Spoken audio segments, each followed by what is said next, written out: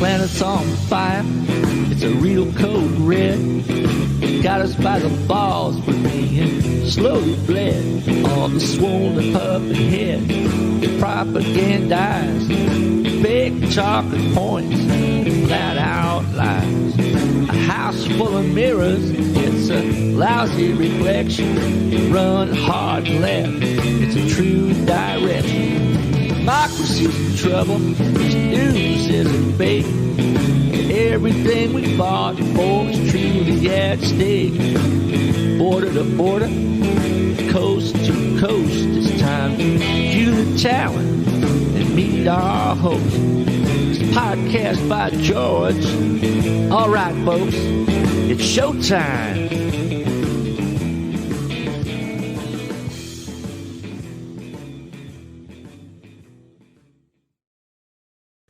Hello, hi, how are you? And welcome on in to another podcast by George. Running a little late this morning. I had some technical issues, and actually it's a good thing that Misty Winston was running a little late because I had to get those resolved, but I think we're on the air. I think we're going to be having a broadcast today.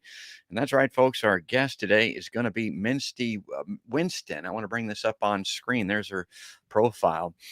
And our guest on the live line, she's the host of Cognitive Dissonance on TNT Radio and co-host of Action for Assange on YouTube. We're going to be talking about a lot of topics, but Assange is going to be a big part of this today, folks.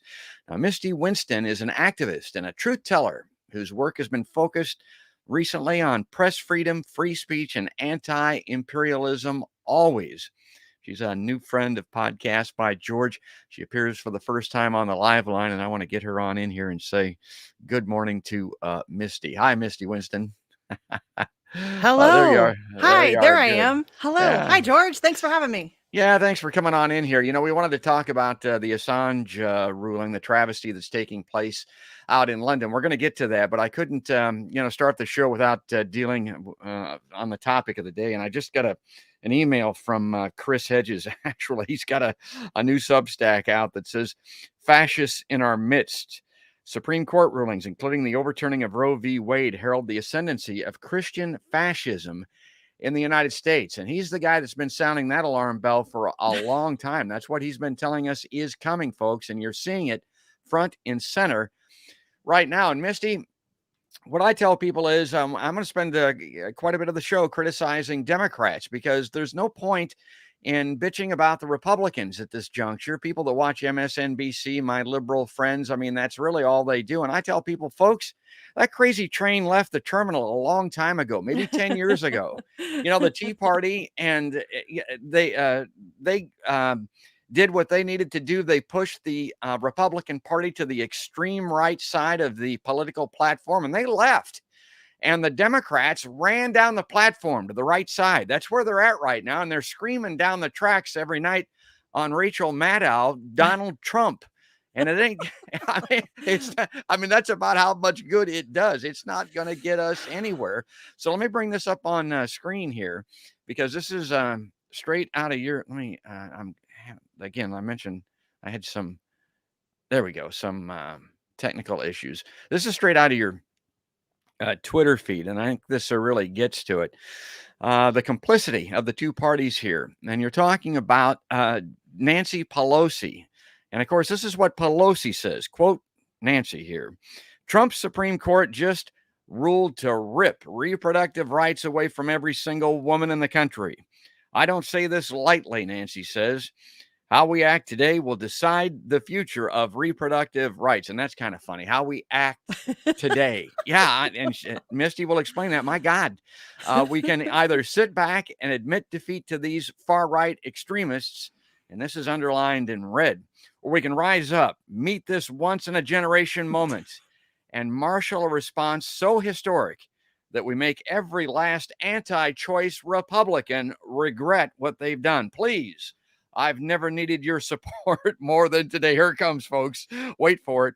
Can you chip in $15 so we can codify Roe v. Wade? Okay, so I mean, that would be laughable if it wasn't so tragic. Misty, explain to the folks the complicity that we're looking at here. Oh, this is painful. And when the decision was well, I mean, really when it was leaked, I said this is, and I've said this for years. The abortion issue is used as an emotional wedge issue. It is used as a fundraising tool. It's used as an election year kind of galvanizing. You have to vote for Democrats or the Republicans are going to take away your right to abortion. And that's why this has never been taken care of, right? This is why Democrats have never. They've had the opportunity to rectify this issue and to take care of it so that this isn't something that we have to worry about ever again.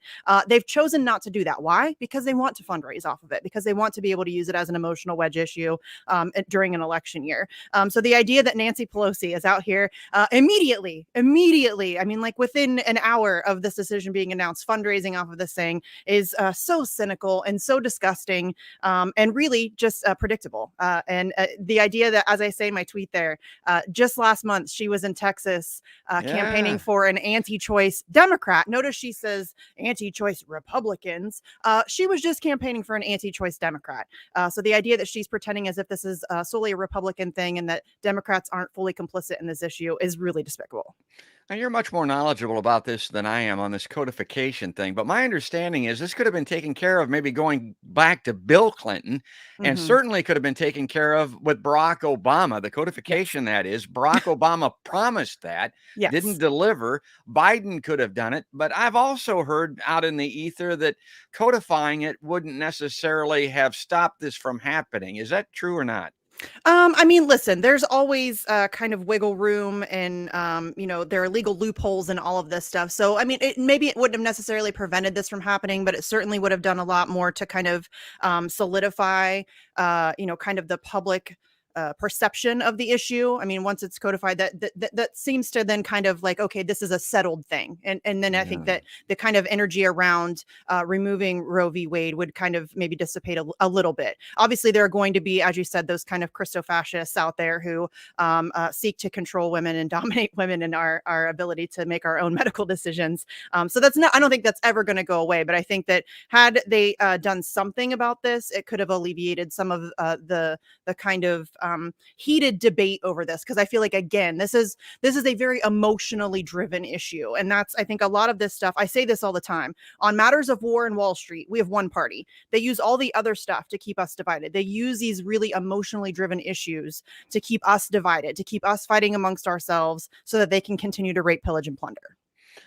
And you may recall this. I'm going back about a year and a half, maybe 2 years ago. There was an audio podcast that kind of caught Pelosi in an unguarded moment. I can't remember whose it was, but Pelosi said that the Republicans weren't going to do anything about Roe v. Wade because the Republicans wanted to be able to fundraise off of it. And a lot of people immediately pointed fingers then and said, God, she said the part you're not supposed to say out loud. I mean, it's a fundraising thing for Republicans, but also for Democrats. And of course, with that tweet that I just had up, I mean, look at the end of it.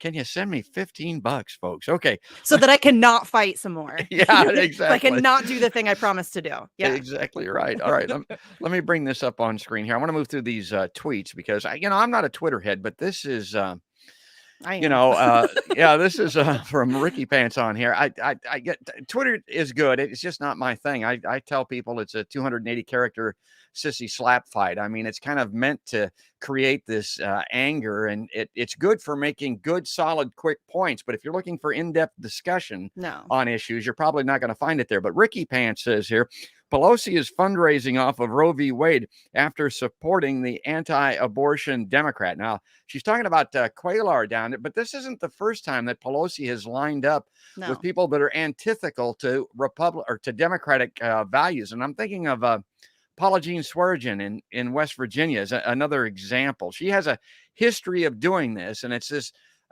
blue no matter who philosophy. Yes. And as I say there in that tweet, I can't wait for progressives to back her again. She's running for re-election. She'll probably run for Speaker of the House again.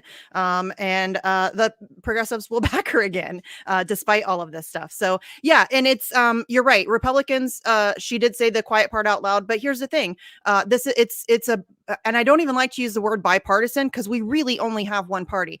Listen, Nancy Pelosi and Marco Rubio and Mitch, they don't really care about abortion. They care about this issue only in terms of how they can use it to their own advantages, and how they can, and they work off of each other. They kind of, I liken it to like a soap opera with psychopaths. It's all make believe. It's all, they're just putting on a show. They don't actually hate each other. They go to the same dinner parties. They vacation together, and they're all working to serve their donors. And so, whatever way they can use these issues to push forward that agenda, they will do that. That's what they're doing. That's what they've always done. And, again, it's really despicable. And every woman should be completely disgusted that our choices, our medical choices, are being used as a political football. I continue to move through these because these are great. These are quick hitters. And, I've been criticizing AOC for a while. And of course, she jumps up immediately. And this is really what she does. And I got to tell you something, Misty, I think that this is all that she does. I mean, she is one of these Twitter heads that I talked about. And whenever something like this comes up where she can have some visibility and where she can maybe improve her brand a little bit, she comes out and talks. But you talk about somebody that, talks the talk but doesn't walk the walk. It's AOC. She says, for your information, when they tell you harder, that should also apply to primary elections too. The party needs to change, and that's not going to happen on its own. Now, this is a woman, Misty, that had she was the chair of a committee, and it was stripped for her by Pelosi, and and she continues to line up. Rank Mama and Bear. She's got to back exactly. Mama Bear, George. Come on. Yes. And that's what's so, frustrating about the quote unquote progressives.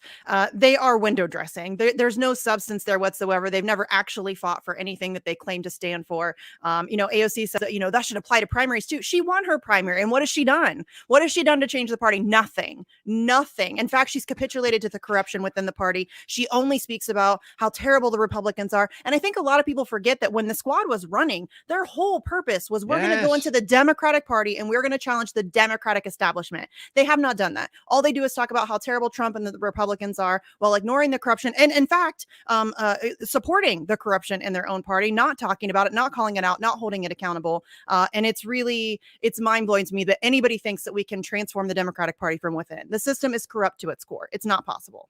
And the precedent was set. There was a very clear example of this having being done. I mentioned it at the onset there that the Tea Party came in and ran John Boehner out of town. I mean, they changed the Republican Party. That's kind of what the Squad and the Justice Democrats, my understanding was, what they were supposed to do from the left. But I mean, these people don't seem to have each other's phone numbers. They can't form a block. They can't get together and do anything collectively. And that was kind of the concept. Yeah. Yes. And in fact, Ayanna Pressley said, sorry, you vote on your own. You vote individually. So what is the point then? I don't understand. What is the point in supporting them and continuing to vote for them and send them our dollars? People don't have that money to give. And so the idea that they are, sending out these ridiculous fundraising emails in the middle of such an economic crisis, again, send me money so I can do nothing. Why? Why would anybody do that? Why would anybody with two brain cells to rub together do that? It's mind blowing to me. All right, and it's great to talk to Misty. God, I love having a kindred spirit here to talk with a little bit. This again is AOC. I wanted to bring this up because I wanted to talk a little bit about Jimmy Dore. I want to talk a little bit about my experience, Misty, and really a revolution and evolution that brought me to you, actually.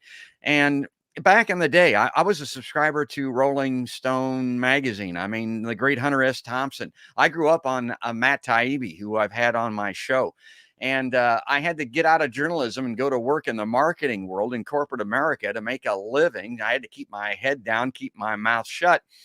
And then I came out of that and I started to search around and I wanted to find some spokespeople like you for the left that will talk the talk and walk the walk. And I landed on Jimmy Dore. Now that's a great place to land, folks. I mean, and the great Lee Camp, who's been on my show, and Aaron Mate, and I've had Ron Placone on, people like that on the show. I mean, it's just when I was growing up, when I was on the marketing world, and I would look at, I don't know if you remember or not, there was a a CNN program called Crossfire. There was a guy that was supposed to represent the left on there. I mean, he was supposed to be Michael Kinsley. And I looked at that and I thought, my God, why do my guys always have to be like this dude? I mean, milquetoast. I mean, easily run over, never has a strong point of view, equivocates on everything. Well, here's a guy that doesn't equivocate on anything. And it's Jimmy Dore, and Misty was just on his show. It's just great.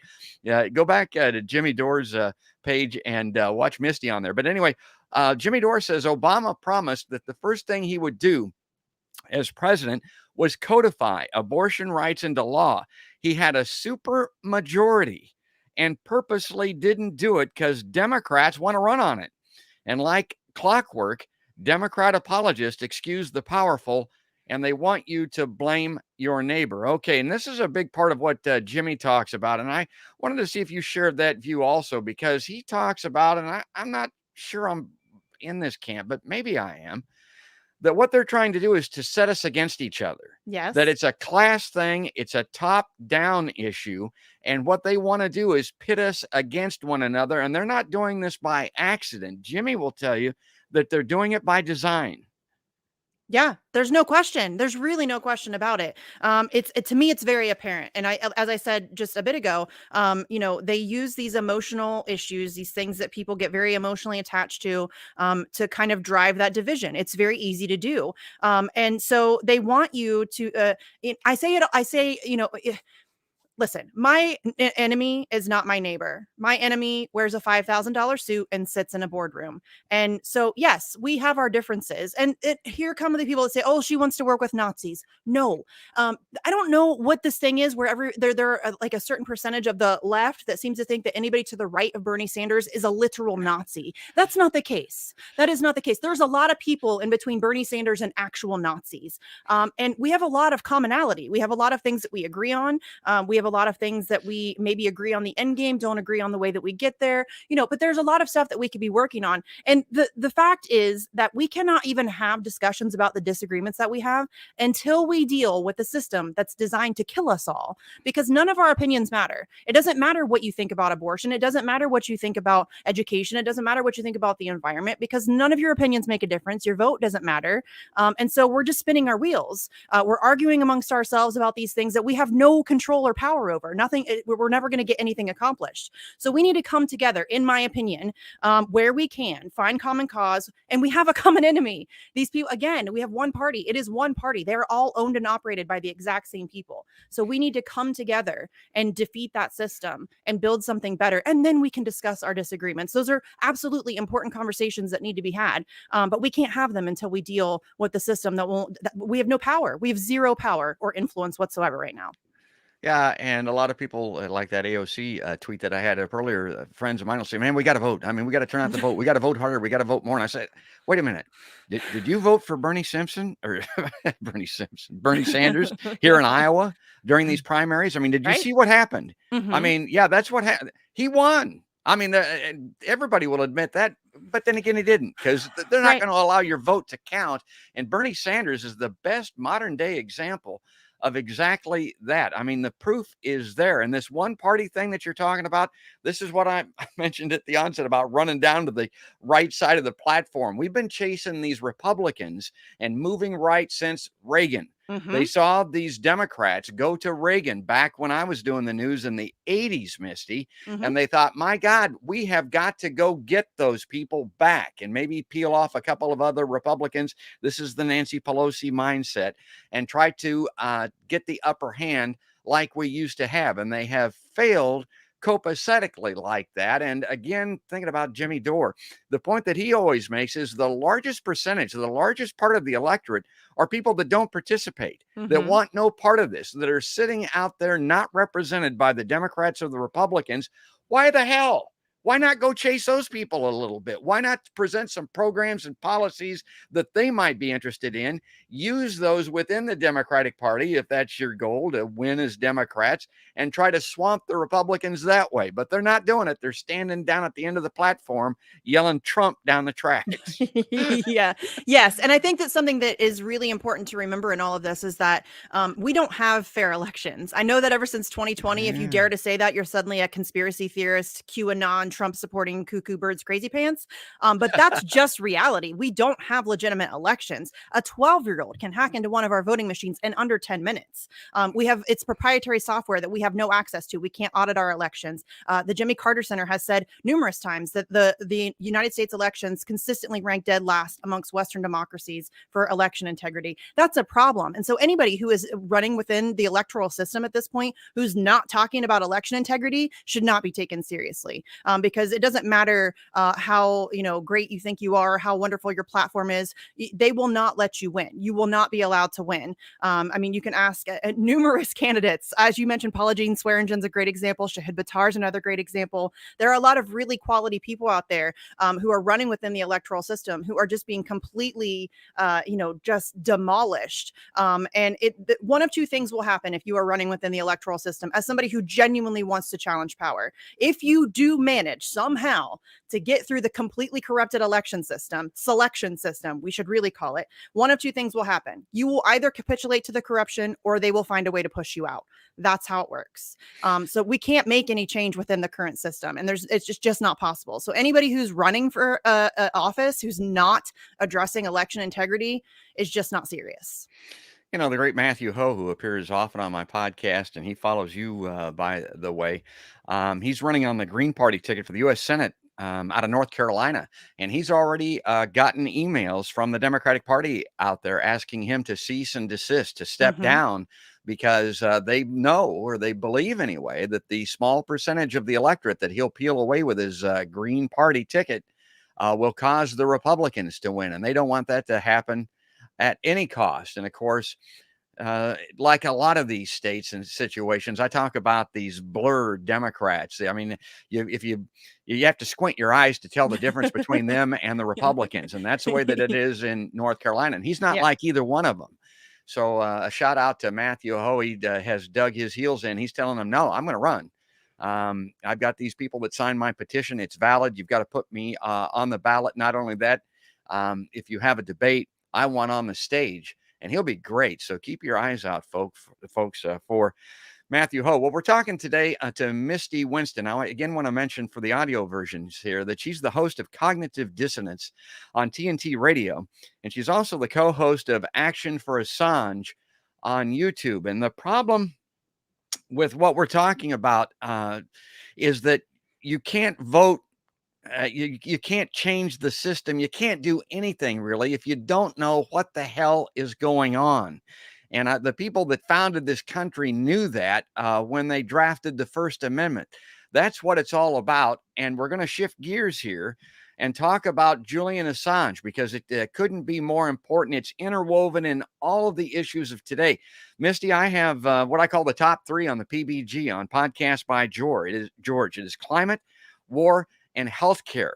And Assange has been all over those things, revealing through WikiLeaks what's been taking place. And he continues to sit out there in this prison in London. And I'm going to play a clip here, just a brief film clip. This is right off of your Action for Assange website. And people might want to look away, but I'm going to tell everybody, no, look, it's not that long. Pay attention here. This is what we're talking about. God, this is god awful, but here it is. Clear. Clear.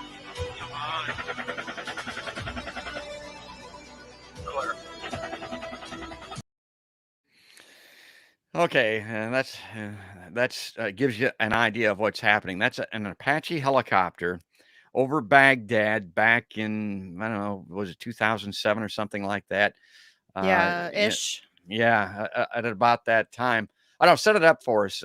Go ahead, Misty, and tell us exactly what we saw there and why Assange is sitting in that prison. Well, that's part of the collateral murder video, which that's a very small clip. I highly recommend everybody go watch the entire thing. About 38 minutes long.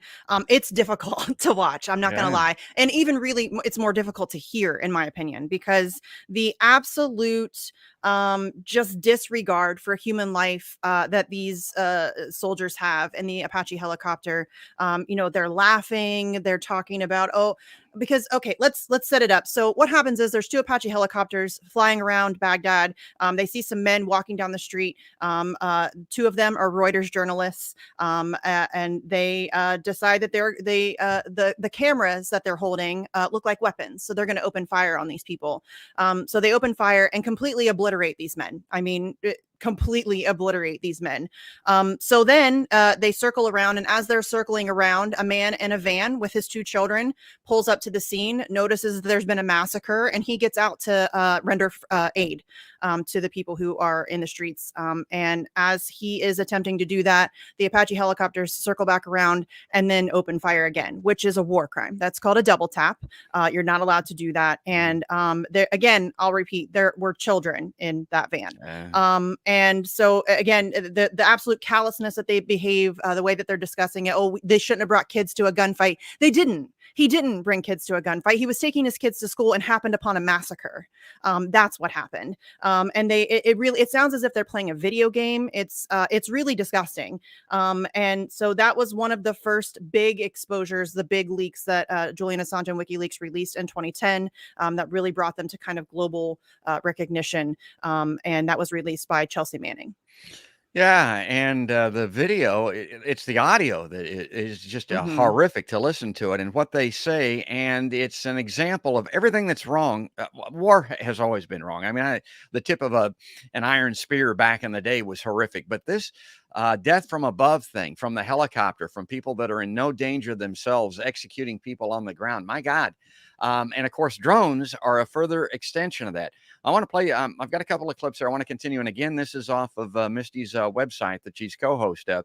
And this is somebody that knows the situation very well. I'm going to play this and we'll come right back. Every stage, the law has been abused in order to victimize Julian. He has been silenced. He has been disappeared. Those who committed the war crimes or responsible for those war crimes have not been held accountable. Julian publishes through the courage of Chelsea Manning.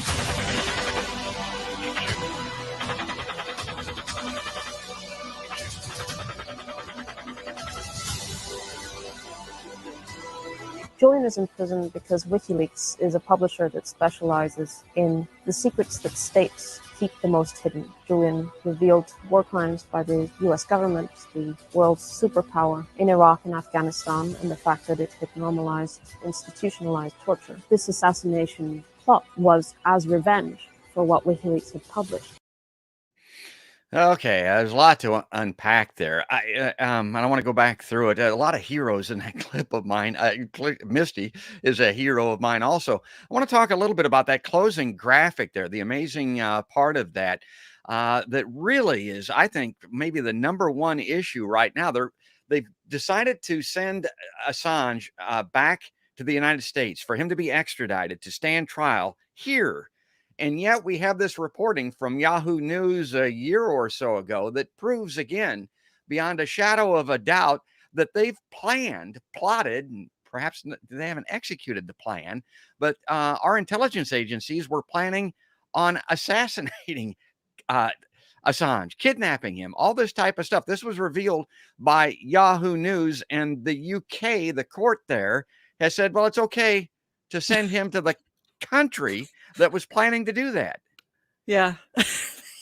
Honest to God. I know. Listen, this whole case is absurd. It's not even, they don't have a case, George. I mean, if we're being completely honest about it, they had to really reach down deep to find some just ridiculous stuff that they could use to justify charging him under the Espionage Act. In fact, they used the testimony of a convicted child molester, career criminal, and diagnosed sociopath from Iceland named Siggy Thordarson, who was in fact convicted of embezzling money from WikiLeaks in Iceland. And he has since come out and said that his testimony was completely fabricated. He did so in exchange for immunity from the FBI. And that's their key witness in terms of the quote unquote hacking, the computer intrusion charges. That's their key witness. So they've never really had a case. But any semblance of a case that they have had over the past couple of years has completely fallen apart. As you mentioned, there's the Yahoo News article from September of 2021, where 30 plus named and unnamed sources admit that there were quote unquote sketches at the highest levels of the Trump administration, really under Mike Pompeo, to either kidnap or assassinate Julian Assange. And that includes conversations of potential shootouts in the streets of London. Well, let me interject this little piece here. This may be something that Misty's not even aware of. I'll never forget this. Michael Isikoff was one of the co-authors on that article in Yahoo News, exposing exactly what Misty was describing. Okay, this guy knows all about it. Okay, Isikoff. He was on Aaron Mate's show on a podcast, and here this guy Isikoff explained all of this in detail, and he went, "Wow." And he turned right around then and argued vociferously with Mate about Russiagate. On one hand, he reported on the intelligence agencies, the CIA, doing exactly this. On the other hand, he immediately and completely believes everything those same sources, those same intelligence agencies say about Russiagate. And I mean, he'll wrestle you in the mud over it. I find that amazing, and it kind of dovetails into this journalism angle. And I know you spend a lot of your career analyzing journalism, Misty, so I want you to comment on this. But you talked about the fact that those are Reuters journalists that are being murdered in the street, and journalists are sitting silent and have really ever since it occurred. To me, that's just mind-boggling. Well, and Julian Assange is a journalist Yes. who's being persecuted for doing journalism, and journalists won't say a word about it. And in fact, many of them have aided in creating the environment and the situation in which he's in. The Guardian is a huge example of that. They are the worst offenders. They have completely, listen, they have made careers. They have made a ton of money. They have won awards off of the back of Julian Assange and his work and his bravery. And they've been throwing him under the bus for the past decade plus. They've started to come around now. I think they know that the tide is turning. They know that the public support is starting to come around. So they're trying to save face by occasionally printing an article like, oh, Assange shouldn't be extradited. But for the past 10 years or more, they have been throwing him under the bus. And that has been the situation with most mainstream establishment journalists. It's because they're afraid. They're cowards. They want the access. They are careerists. They want to climb that ladder. And they know that if they speak out in defense of Julian Assange, that all goes away. And so, Michael Isikoff is no different.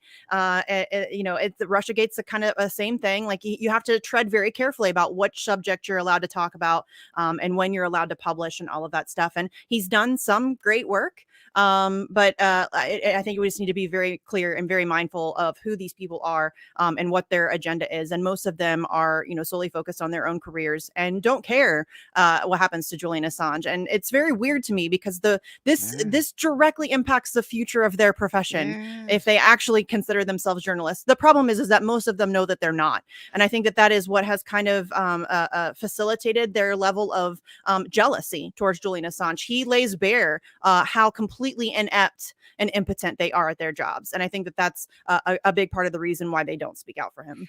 What's your analysis of journalism? I talk about Jimmy Dore a lot on the show. Big influence on me. Jimmy spits on the ground when he talks about journalists, obviously. And I quote this clip all the time out of the movie Casino with Robert De Niro, where his slot machines get rolled 2 or 3 times in a row, and he gets the slot manager on the floor of the casino and says, "Look, you know what the odds of this are?" And the guy argues with him a little bit, and he says, "Well, you're either too dumb or you're in on it. And either way, you can't work here." And I cite that clip all the time when it comes to politics and issues of the day. I tell people that we're living in a house of mirrors, folks. When it comes to these journalists, these careerists that you spoke of, do you think they're too dumb? Or it sounds like you're thinking they're in on it. I think it depends. I think there are some who are maybe not dumb necessarily, but I think that they've done a lot of mental gymnastics to make justifications to kind of make themselves feel better about where they are because they like, the $1 million contracts and the penthouse apartments and the parties that they get to go to. So I think like somebody like Chris Hayes, for example, is very bright. I think he knows. He wrote a book about it, right? The corporate capture of America. So I think he knows, but I think that he has managed over the course of many years to just slowly justify his position. Maybe I'm not doing exactly what I wanted to do, but at least I can do some good. I think that there's a lot of that. I do think some of them are just dumb. And I think that they are hired for that reason because they are people who will just do what they're told. It's like Noam Chomsky once said in that famous interview, yes, I believe that those are the positions that you actually hold. But I think that if you didn't hold those positions, you wouldn't be sitting where you are. And that's a great example of that. But George, I don't consider those people journalists. To me, journalists are people like John Pilger, Vanessa Vanessa Beeley, Yeah. Eva Bartlett, Caitlin Johnstone, Whitney Webb, Chris Hedges. There are a lot of legitimate journalists out there doing unbelievable work, but those are not people that you will find on mainstream media. Yeah, well, like Jim Acosta, he's not in that group. I Yeah, mean, no. that's a good example of somebody that a lot of people think is a I think a he's probably stalwart. dumb. Yeah. He's probably one Well, of the dumb ones. but okay, I want to stay on Assange, but I got to mention Khashoggi, and I got to mention Shireen Abu Akle. Akla. Yeah, Akla. Yeah. Again, where are the journalists? I mean, where's the outrage? You think this would be at the top of the news in every major metropolitan newspaper on the regular?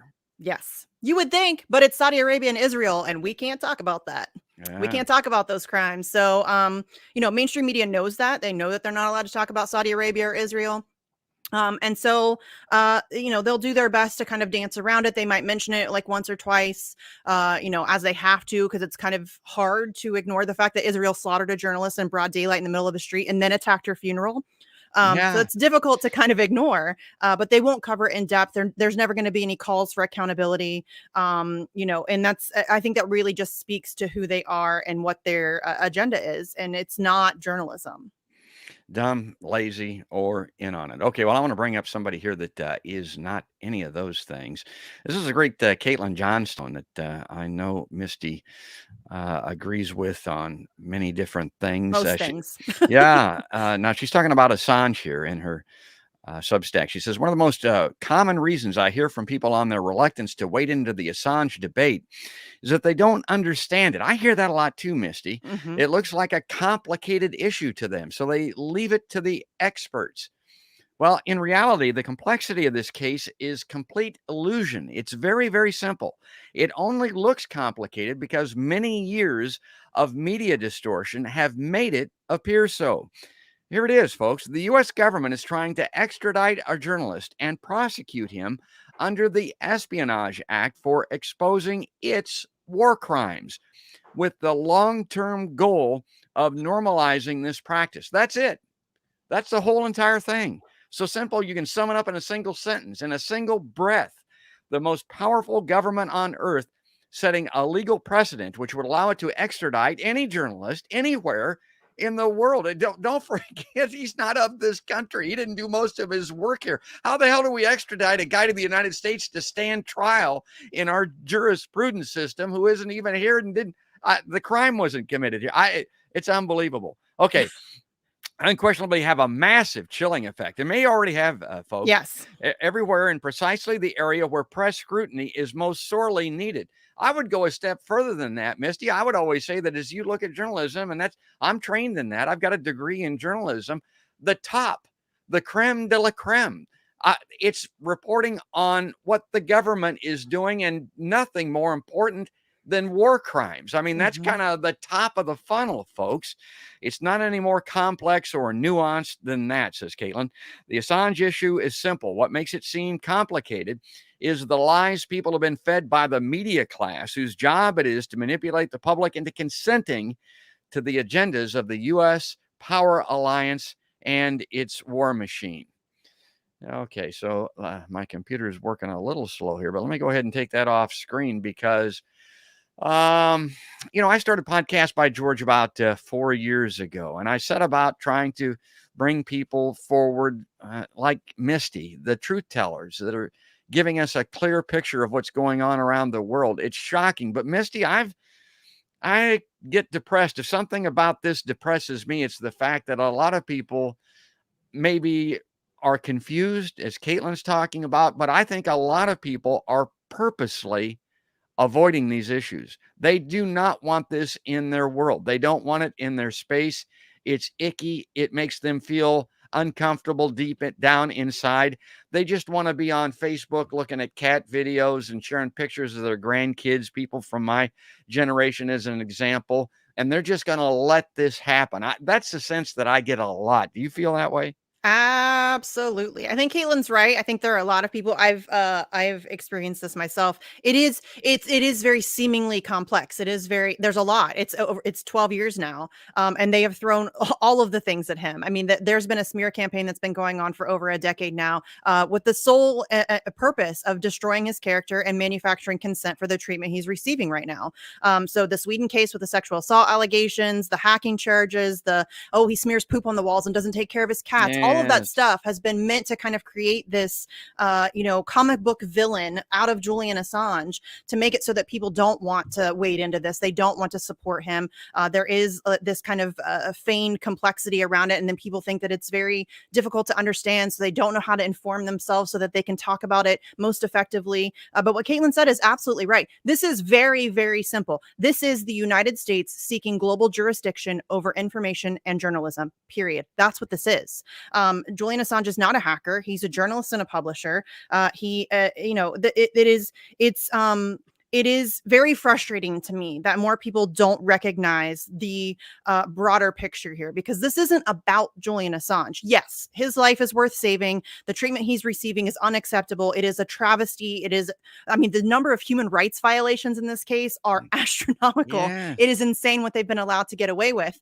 But it's not just about him. This is about all of us. They're seeking to silence all of us. He is just being used as the warning. I liken him to the proverbial head on a stake.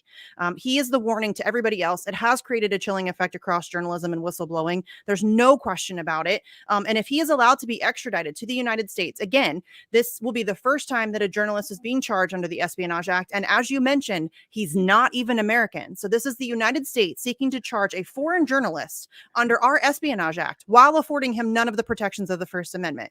This is the United States wanting to have its cake and eat it too. It's horrible. It is an unbelievably dangerous precedent.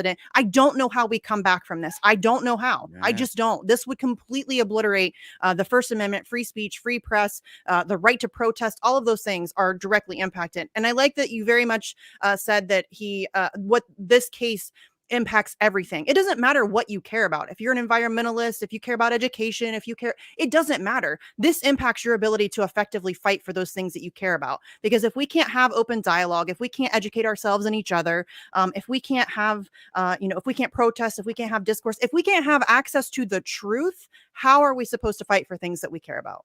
When you say that, it reminds me of, Captain Butt Crunch is what I call him, Donald Trump. He was taken to task for referring to other nations as shithole countries. Well, okay, Trumpists, Republicans, this First Amendment that Misty's talking about, this is the thing that probably more than anything else separates us from Trump's shithole countries. It's the First Amendment, and it is being subjugated. It is being forever eliminated because of Julian Assange. I want to bring these. I've got these things called fast facts. I want to bring this up on screen. Let's see how this works.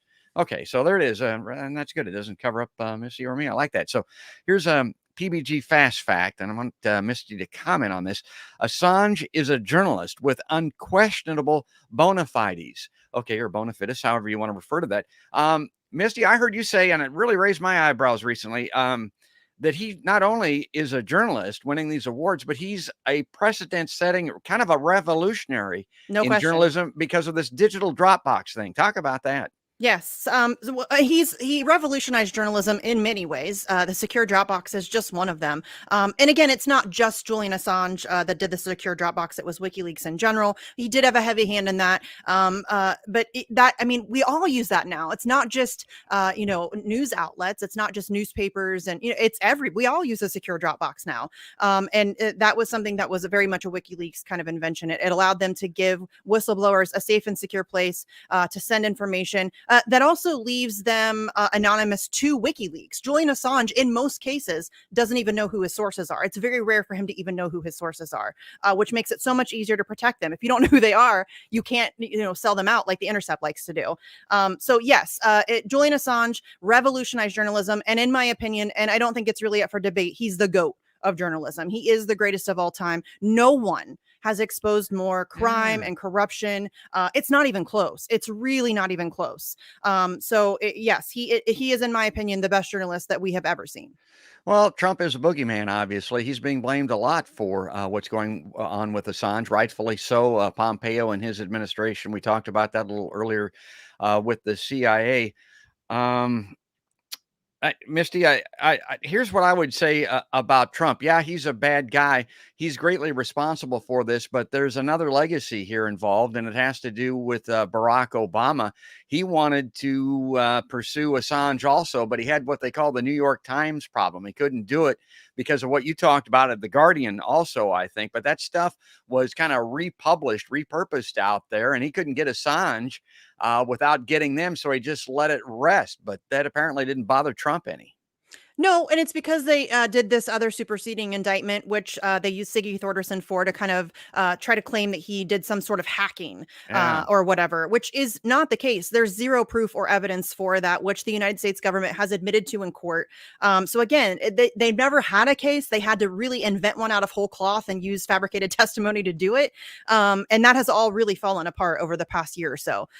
So yeah, he is, Donald Trump definitely has a heavy hand in this. This is really a multi-administration issue. They've all wanted, ever since Julian Assange. George W. Bush wanted him, Barack Obama wanted him, Donald Trump wanted him. Joe Biden's doing nothing to stop it because he exposes the secrets of the powerful. And that's one thing powerful people do not like, is to have their secrets exposed. So he has made really powerful enemies over the course of the past 12 years or so. Yeah, and very few friends. And that kind of gets to the crux of this with Trump also, because a lot of people looked at this and they thought, well, okay, Trump doesn't like Barack Obama, obviously. He sure as hell doesn't like Hillary Clinton. And Assange exposed a lot of those emails from Podesta that showed the corruption in that campaign. And that's one of the fast facts that I want to bring up. So, why wouldn't Trump let Assange go for the work that he did there? Well, I heard, talking about this digital lockbox, maybe you can confirm or deny this, but I heard that WikiLeaks put out an all call asking people to drop something in that box about Trump's taxes.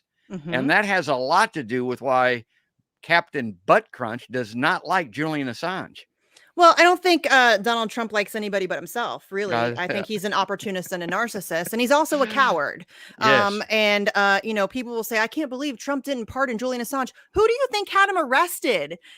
It was Trump. Yeah. Like, it's so weird to me when Trump supporters are like, oh, I'm so disappointed that he didn't pardon him. He's the one that had him arrested. Of course he didn't pardon him. And there's many, kind of rumors floating around about why that pardon didn't come through. He was threatened with a second impeachment if he went through with a pardon. And again, he is an opportunist and a coward. And it didn't benefit him in any way. He was happy to scream, I love WikiLeaks, when he was able to use that to his personal advantage in 2016, when Julian Assange was exposing the corruption in the Hillary Clinton campaign and the Democratic Party. But when it was no longer beneficial to him, he was very quick to just throw Julian Assange to the wayside and not be bothered with it anymore. So and of course, Julian Assange wanted information about Donald Trump's taxes. I mean, people keep saying that he helped Donald Trump get elected. That's so ridiculous on so many levels. For one, he was trying to get information about Trump's taxes. For two, if Julian Assange helped get Trump elected, it's a really weird way to pay him back to have him arrested. That's a really weird deal that he got there. Well, I've got some of these covered in these fast facts here. So the Assange case has nothing to do with WikiLeaks publications that revealed corruption in the 2016 Hillary Clinton campaign. Now, they did reveal that, but that's not what this is about. And a lot of people have confused these. A lot of Democrats, dyed in the wool, the shit libs, as they're called, hate Julian Assange because they think that this is what it's about, but it's not. No. And they're unable to step outside of their feelings and recognize the bigger picture here. What Julian Assange is in prison for right now has nothing to do with 2016. Zero. Nothing. Not a thing. This has to do with the releases from Chelsea Manning that were published in 2010 and 2011, which is just evidence of war crimes and corruption. And I mean, seriously, just the Iraq and Afghanistan war logs, the Guantanamo files, all of that stuff. This is all, to me, it's a very clear cut and simple thing of, do you support war crimes? No. then you should probably support Julian Assange on this. People become very emotional, and they have been kind of, propagandized against Julian Assange. Again, as I mentioned, there's been a decade-plus long smear campaign against him. So people get up in their feelings, and they don't like him. And I've talked to so many people who say, I don't like him. And I say, why? I don't know. And they don't know because they're just kind of internalizing these things that they've heard on mainstream media, the numerous smears that have been, spread all over the place for years and years and years. And people have just internalized those and like just taken that in. Oh, I don't like Julian Assange, and they don't know why. And they aren't able to step outside of that to see that your feelings about Julian Assange don't matter. It matters not. He could be a narcissist. He could be an asshole. He could be the worst person on planet Earth. And what's happening to him would still be wrong.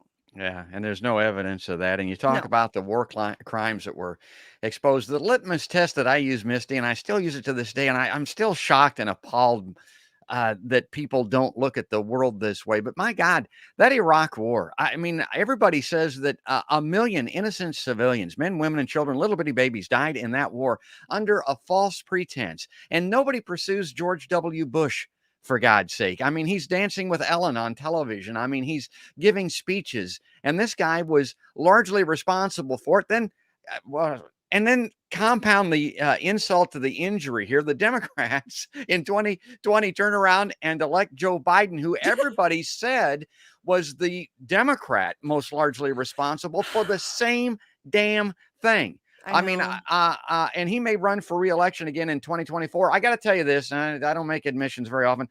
I voted for Joe Biden, but here's why. I mean, this is my defense. I looked at it and I said, if Trump gets back in, the 4 years of his next presidency, I don't know exactly what's going to happen. It ain't going to be good. But one thing that's going to happen is the climate is going to be irreparably harmed. I mean, he's going to put us on a fast track to Armageddon, basically, which he did during his first 4 years. And it's all going to cave in on our heads, and we can't allow that. Okay, Joe Biden gets elected. God, I didn't want that guy. I mean, he was not my guy, but I voted for him. Okay, what's he doing? Nothing. I mean, there's very little on the climate, not enough to prevent exactly what I'm describing from happening. I mean, it's coming, folks. California is going to run out of water, it looks to me like, in a couple of years. And the impact that will have on the United States and the world, as an example, is hard to calculate. I want to bring up the next one here because I digress. I want to get onto this. And Misty just talked about this. Assange is not a hacker. The information he is being prosecuted for was leaked by Chelsea Manning, a source whom Assange only tried to protect. And they're accusing him of hacking based on that protection that he tried to provide, as I understand. Well, it's not so much necessarily the protection. They're trying to say that he helped her with a password to get into this information. She didn't need a password. She had security clearance in order to get this information without a password. So that has all really just been kind of invented in order to kind of justify the computer intrusion charges, which is sort of the basis of the charges that he's facing now. So yeah, he's not. He does have a history of hacking. In his youth, he was a hacker, and in fact, he used those hacking skills to expose a child pedophilia ring years and years ago. So he doesn't hack anymore. He was editor-in-chief of WikiLeaks and served only as that, as kind of the editor and publisher of these leaks. And he has a stellar record of protecting his sources. And many people also get confused because Chelsea Manning was, prosecuted herself and was tortured for many years under Barack Obama, that he was somehow responsible for that. And he was not. He did everything that he could to help her. She revealed it in a chat room to Adrian Lamo, who then exposed her and who ratted her out. So it had nothing to do with Julian Assange, why Chelsea Manning was exposed. She kind of did that to herself. I don't like to victim blame, but she spoke about it in a chat room and then was then kind of sold out by that person. So he has and in fact, he protects sources that aren't even his own. If it weren't for Julian Assange, Edward Snowden would be in prison right now. And Edward Snowden was not his source. Edward Snowden released to The Intercept and Glenn Greenwald and Laura Poitras. But if it weren't for Julian Assange, who heard that there was this whistleblower who was in trouble and who was in a very dangerous situation, and then Sarah Harrison of the WikiLeaks team immediately sprung into action and helped Edward Snowden get to safety, Snowden would be in jail or worse right now. Okay. We've got a couple of more minutes here. We're coming up. Well, we've got 7 more minutes, it looks like. Okay, this is PBG Fast Fact number 4 on this. Assange is not a Russian asset, folks, and the 2016 DNC releases had nothing to do with any Russian involvement. And before we talk about that, Misty, it reminds me of what you just said. This is another example. I think they told him that he could be set free if he would reveal where he got those emails, where that information that showed the DNC corruption came from. And he refused to do that. He continues to protect his sources in that particular instance, and it has nothing to do. I mean, get serious here. I mean, this was not a Russian thing. Those emails from the DNC and all that probably came on a thumb drive, I think, that was handed to him internally some way. Yes. Well, VIPS, Veteran Intelligence Professionals for Sanity, which is led by Bill Binney and Ray McGovern, who are both former intelligence members. They have done extensive kind of studies and looking into this information, and it was not there was no way that it came from Russia. It was very much local. Somebody had to insert a thumb drive and download that information locally based on the download speeds and all of that stuff. Yeah. I'm not a tech person, so I can't get into like the very specifics. But if you go to their website, they have a very lengthy write-up about their findings. And yes, you're right. I mean, the United States government has admitted in court that they have no evidence whatsoever to support the claims that Julian Assange was affiliated with Russia in any way, shape, form, or fashion. And in fact, Julian Assange himself, during an interview with Sean Hannity, very clearly, and this is somebody who never speaks on his sources, very clearly said that his source, this is one of the very few instances where he does know who his source was. And he said it is not a state actor. It wasn't Russia, and it's not a state actor, period. And people would be like, oh, and you believe him? Absolutely. This is a guy who has a 100% record of accuracy, and he has no reason to speak on it. He doesn't have to. He can just say, I don't talk about my sources, and that's the end of it. Because he was willing to speak on it, and because he does have that 100% record of accuracy, leads me to trust him explicitly, because I know that he cares about that record. And I know that if he didn't want to speak on it, he just wouldn't speak on it. He's done that many times and just said, I don't speak on my sources. So yes, I absolutely believe him when he says it was not Russia and it was not a state actor in general. And you know, there's no evidence, zero evidence to support that claim whatsoever. And look what they're doing to this man. I mean, that film clip that I showed earlier of him being shoved into that van or whatever, he's a broken man. He has to be. I tell people on my show, Misty, anybody that's ever run afoul of the law, and I know some people that have done that, you go to jail, you go to the county lockup, you want to get the hell out of there in half an hour. I mean, a couple of days is all anybody needs. My God, look at how long he's been in that prison. In the Ecuadorian embassy prior to that was kind of like a prison. The solitary confinement thing, I mean, my God, what a crime this is. Okay, before we run out of time, let me bring this last one up and see what I had here. PBG Fast Fact number 5. The fact that most Americans are either incapable or unwilling to understand the significance of the Assange case shows how effective propaganda is in this country, Misty. Yes, no question about it. That's what I've been speaking about here kind of this whole time. There's been this unbelievably well orchestrated smear campaign against Julian Assange. It's fascinating if anybody's kind of a nerd and likes to go back and look at that kind of stuff, as I do. It is kind of fascinating the way that this has all played out and the things that they've thrown at him, the timing of all of the things that they've thrown at him, the kind of mainstream media blackout, the very slanted coverage when it does get coverage. It's all very intentional, and it's been very well orchestrated, and it's all been designed to dehumanize and delegitimize and kind of create this environment where people just they're very apathetic about what happens to Julian Assange. They've made it into this thing where it's about Julian Assange as a person, and you don't like him, so you don't care. I've never met him. I don't know what he's like. You know what I mean? I know people that know him. Doesn't make a difference. Yeah, it doesn't make a difference. And the treatment that he's receiving right now is it is truly grotesque. He is somebody who has zero history of violence. He's a journalist and a publisher, and he is being held in Belmarsh Prison, which has been labeled the Guantanamo Bay of the UK. He has been essentially in solitary confinement for over 3 years. He was, denied his winter clothes when it was cold. He was given a laptop with the keys glued down. His legal paperwork has been taken from him, so he can't participate in his own defense. His visits have been limited. His ability to speak with his lawyers has been limited. There's just been just an unbelievable track record of just horrendous treatment that he has had to endure over the past 3 years or so. And it is mind-blowing to me that they're able to get away with this out loud in broad daylight and nobody seems to care. And still ongoing. He was just strip searched, and it's just Lee Camp was on my show. He talks. He says that when he was at trial, he was put in a Tic Tac box, is the way that he describes it. They put him in this clear, like Hannibal Lecter. Yeah, exactly. Like he's Hannibal Lecter. He's a journalist. Yeah, my God, it is unbelievable. We're out of time, Misty. This has been great. I mean, like I said, I think the best part of this for me is just to talk to someone with a like mind, which you have. I'm going to give you final thoughts here. I'm going to let you wrap it up before we end this live line.